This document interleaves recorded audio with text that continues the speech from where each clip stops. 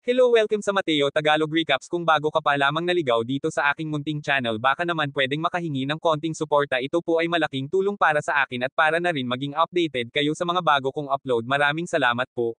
Nag-umpisa ang movie sa binatilyong si Jason Brady na tumutugtog ng gitara sa kanyang kwarto. Siya ay isang vlogger at musician. Sa labas, makikilala natin ang kanyang kapatid na si Zoe na kasabay niyang papasok sa isang Catholic school. Pagkatapos ay malugod silang binati ng principal na si Sister Rebecca. Samantala, isa pang madre ng paaralan na si Sister Sofia ay pinapanood si Jason at pamilya nito mula sa opisina ng principal. Pagbalik ni Sister Rebecca sa opisina, binati nito si Sister Sofia. Pagkatapos, ipinaalala ni Sister Rebecca na ang lahat ng madre ay dapat sundin ang mga patakaran ng paaralan, kaya binigyan niya ito ng tissue para alisin ang kanyang makeup at lipstick. Pagkatapos nilang mag-usap, pinasyal ng principal si Sister Sofia sa paaralan. Kasabay nito, nakita ni Sofia si Jason at nalaman na siya ang magiging bagong guro nila. Pagkatapos, pinakita na ng principal ang kanyang magiging kwarto. Sa kwarto, pinanood ni Sister Sofia ang music video ni Jason sa kanyang laptop at hinalikan niya ito. Lumalabas na kilala na ni Sofia si Jason at pumunta siya ng paaralan para sa ilang layunin. Dahil hindi mapigilan ni Sofia ang kanyang sarili, pumunta siya sa dormitoryo ng paaralan para makita si Jason.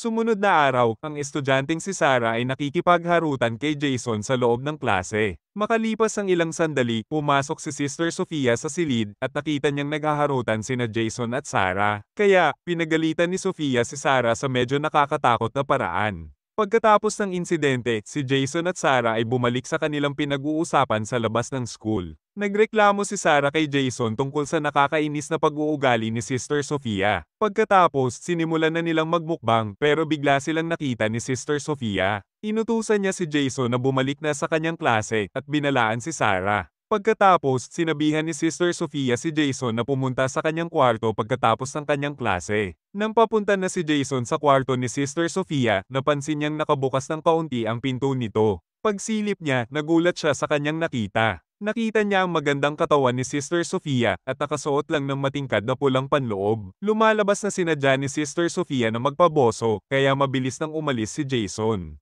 Kinagabihan, hindi makatulog si Jason dahil hindi mawala sa kanyang isip kung gaano kalupit ang katawan ni Sister Sofia. Inimahin niya rin na sinisibak niya ito. Isang gabi, tahimik na pumunta si Sister Sofia sa dormitoryo ng mga dalaga habang natutulog ang lahat. Pumasok siya sa kwarto ni Sarah at palihim na naglagay ng sigarilyo sa libro nito. Plano ni Sister Sofia na patalsikin ng paaralan si Sarah. Nang hindi inaasahan, nahuli ni Sister Rebecca si Sister Sofia. Sinabi ni Sister Sofia na tinitignan niya lang ang seguridad ng dormitoryo. Tapos ay hindi na nagtanong si Sister Rebecca at umalis na ito. Sumunod na araw, inutusan ni Sister Sofia ang kanyang mga estudyante na buksan ang kanilang mga libro. Nang buksan ni Sarah ang kanyang libro, nakakita siya ng sigarilyo sa loob. Ang insidenteng ito ay agad na nakuha ang atensyon ni Sister Sofia at kanyang mga kaklase. Dahil dito, pinatawag si Sarah sa opisina ng principal pero ang tanging nagawa lang nito ay umiyak at iginiit na hindi sa kanya ang sigarilyo. Gayunpaman, pinarusahan pa rin siya ng paaralan ayon sa patakaran. Sinuspinde siya at kailangan muna niyang umalis ng paaralan. Kasunod nito, masusing hinalugog ang buong paaralan kung saan nakakita sila ng bote ng alak sa kwarto ni Jason. Nang paparusahan na si Jason, kinausap ni Sofia ang ibang guro at humingi ng tawad. Dahil dito ay naatasan si Jason na maglinis ng paaralan sa pagtatapos ng linggo. Sa isang flashback, makikita natin si Sofia na nahuhumaling kay Jason. Sinasaliksik niya ang lahat ng tungkol kay Jason at alaman niya na may isang madre na nagngangalang Sofia ang magtatrabaho sa paaralan ni Jason. Nakipagkilala si Sofia sa madre at pinatay ito at siya ang nagpanggap bilang si Sister Sofia. Sa kasalukuyan, parehong naglinis ng paaralan sina Jason at Zoe. Habang naglilinis, nilapitan ni Sofia si Jason at nagsimulang akitin ito. Kinagabihan, habang natutulog si Jason, pumasok si Sister Sofia sa kanyang kwarto at nagsimulang mag-record sa kanyang cellphone. Nang maramdaman na may ibang tao sa kwarto, nagising si Jason at laking gulat niya nang makita niya si Sister Sofia. Pagkatapos, nilapitan siya nito at hayok na itong magpasibak sa kanya. Sa una ay inisip ni Jason na mali ang kanilang ginagawa kaya sinubukan niyang tumanggi. Pero sa huli ay hindi na niya napigilan ang kanyang sarili at sinibak na niya ang magandang madre. Wala siyang kamalay-malay na ni-record ni Sofia ang kanilang mainit na bardagulan. Kinaumagahan, nakaramdam ng pagsisisi si Jason sa nangyari.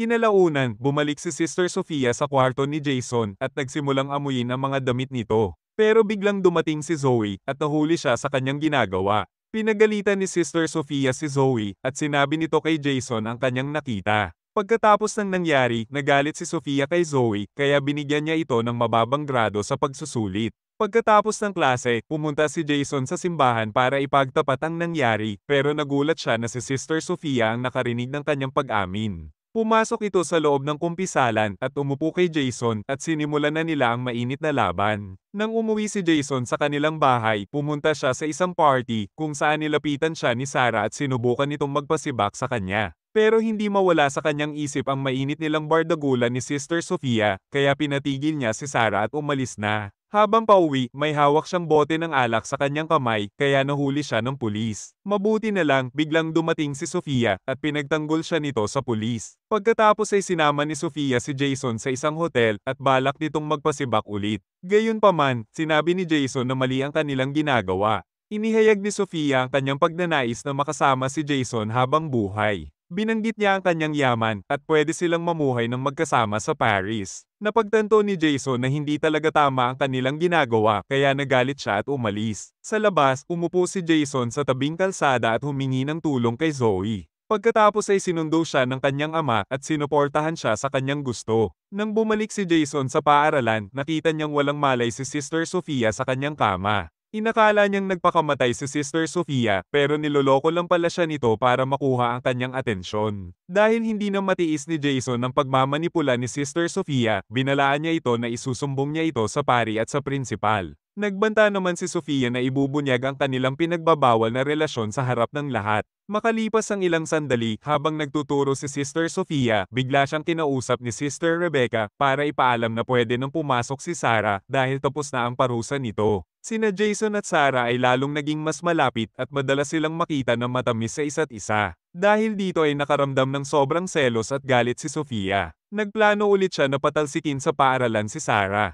Isang gabi, pumasok siya sa dormitoryo ng mga babae at naabutan si Sarah na naliligo. Pagkatapos ay pinaghahampas niya ito at naglagay siya ng sabon para lumabas na aksidente ang nangyari. Maya-maya pa, nagulat si Zoe nang matagpo ang nakabulagta si Sarah sa banyo. Agad silang tumawag ng pulis at iba pang mga residente para sa agarang tulong. Inakala ng lahat na nadulas lang si Sarah sa banyo. Pagkatapos ng insidente, nagtipon ng mga madre sa simbahan para ipagdasal si Sarah. Pagkatapos magdasal, nilapitan ni Jason si Sister Sofia at inakusahan sa pagkamatay ni Sarah. Gayunpaman, pagkatapos nilang mag-usap, sinabi ni Jason na nakita siya ng kanyang kapatid sa paligid ng dormitoryo. Pero hindi nagpakita ng takot si Sofia at nagbanta ito na ikakalat ang kanilang video na nagbabardagulan. Sumunod na araw, sinundo sina Jason at Zoe ng kanilang mga magulang. Pagkatapos, nagpaalam si Sister Sofia kay Sister Rebecca na pupunta siya sa tiyahin niyang nasa ospital. Habang naghahapunan sina Jason at kanyang mga pamilya, biglang sumulpot si Sofia na kanyang ikinagulat. Magiliw na binati ng magulang ni Jason si Sister Sofia at niyaya itong maghapunan. Samantala, tumawag si Sister Rebecca kung saan ginagamot ang inaakalang tiyahin ni Sister Sofia. Gayunpaman, walang record ang ospital sa pasyenteng tinutukoy ni Sister Sofia. Pagkatapos maghapunan, tinanong ni Zoe si Jason kung ano ang nangyari dahil mukha itong kinakabahan kapag nandyan si Sister Sofia. Sinabi ni Jason na nakipagbardagulan siya sa guro at binabantaan siya nito na ikakalat ang kanilang video.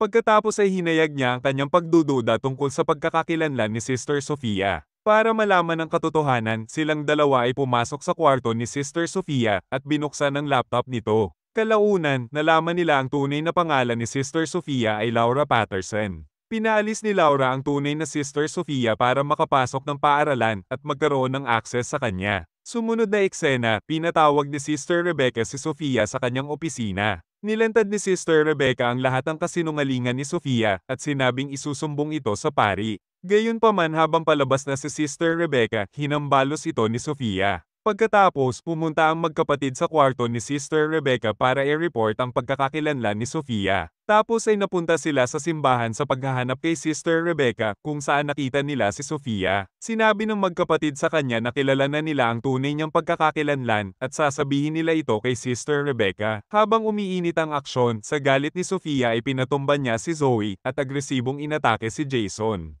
Hindi inaasahan na sumulpot si Sister Rebecca at hinarap si Sophia. Sinamantala ni Jason ang pagkakataon at kinuha ang screwdriver sa kanyang bulsa at sinaksak si Sophia. Makalipas ang 7 buwan, lahat ng mga estudyante ay matagumpay na nakapagtapos. At dito nagtatapos ang movie. Thank you for watching.